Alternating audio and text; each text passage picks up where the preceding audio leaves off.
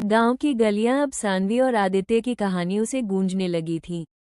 जहां कुछ लोग उनकी मोहब्बत को दुआओं में ढाल रहे थे, वहीं कुछ चेहरे अब भी इस प्रेम को एक चुनौती मानकर अपने भीतर की ईर्ष्या को छिपा नहीं पा रहे थे।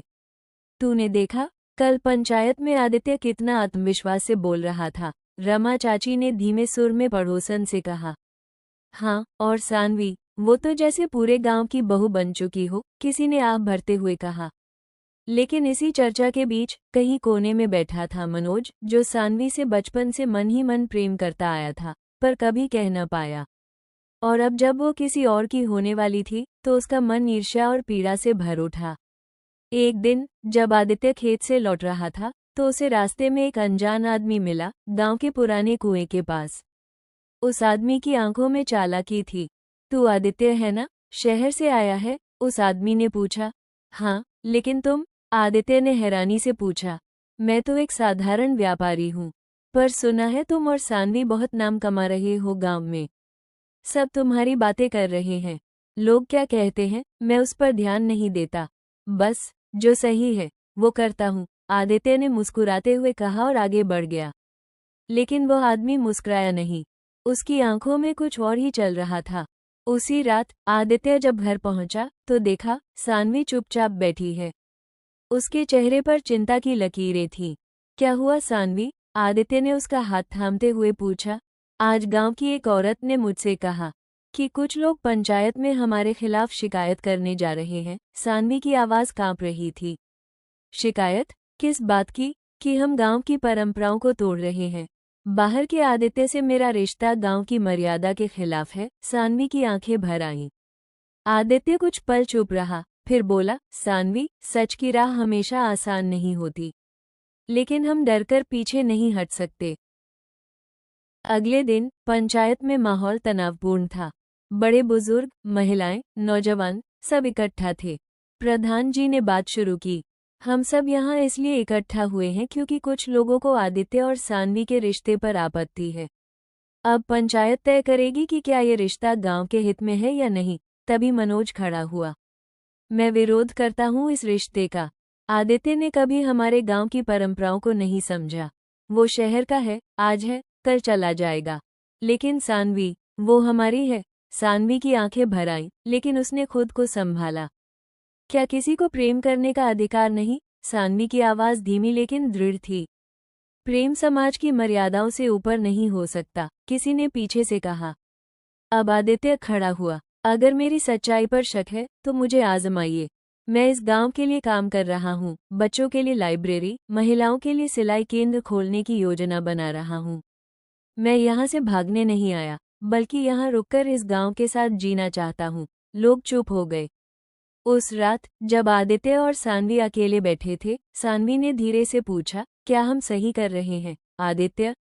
अगर दिल की आवाज सही है तो रास्ता भी सही होगा, आदित्य ने मुस्कुराकर कहा।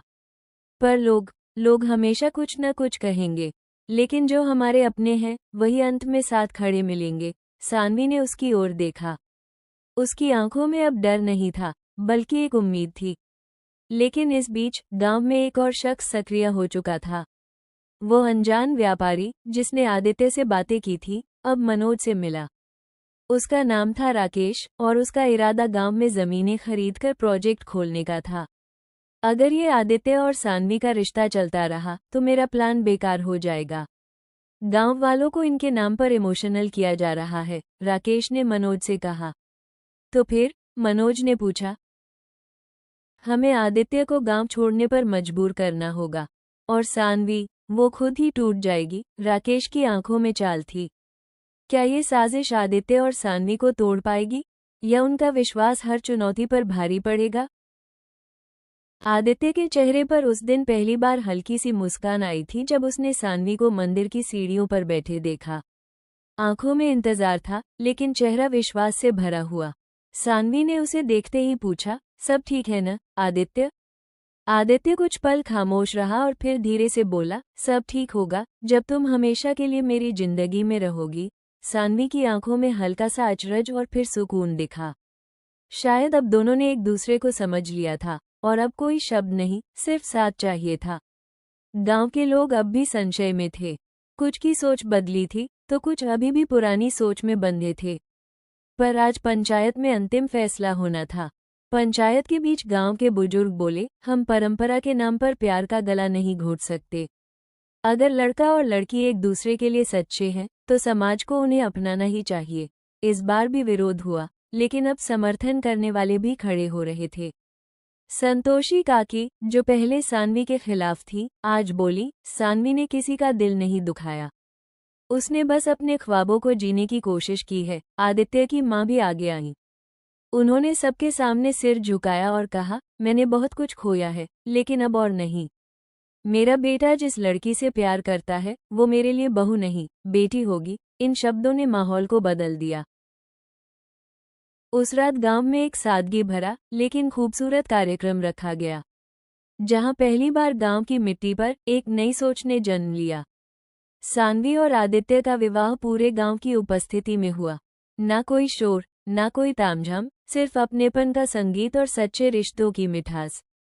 शादी के बाद आदित्य ने सानवी को उसी जगह ले जाकर खड़ा किया जहां पहली बार वो उससे टकराया था, गांव की पुरानी पगडंडी पर। याद है, यहीं तुमने मुझे झिड़का था और मैं तुम्हें नापसंद करने लगा था। आदित्य मुस्कुराया। सानवी हंस दी, और देखो आज, उसी झिड़की ने तुम्हें मेरा बना दिया। दोनों ने साथ में वो पल फिर से जिया जिसे किस्मत ने अनजाने में ही शुरू किया था। नई शुरुआत के कुछ दिन बाद सानवी ने गांव के स्कूल में बच्चियों को पढ़ाना शुरू किया। वो चाहती थी कि हर लड़की अपने सपनों को पहचान सके। गांव की लड़कियां अब उसकी मिसाल बनने लगी थीं। और आदित्य, वो अब सिर्फ एक गांव का नौजवान नहीं था, बल्कि वो एक सच्चा साथी था, जिसने समाज की बंदिशों को तोड़कर एक नई राह बनाई। कहानी का अंत नहीं, ये तो बस एक नया आरंभ है। सानवी और आदित्य की ये प्रेम कहानी उन सभी के लिए एक उम्मीद बन गई जो अपने ख्वाबों को आंखों में सजाने से डरते हैं। पलकों पर बसे ख्वाब अब सिर्फ एक किताब नहीं रही, ये बन गई उन लोगों की आवाज़ जो अपने दिल की सुनना चाहते हैं।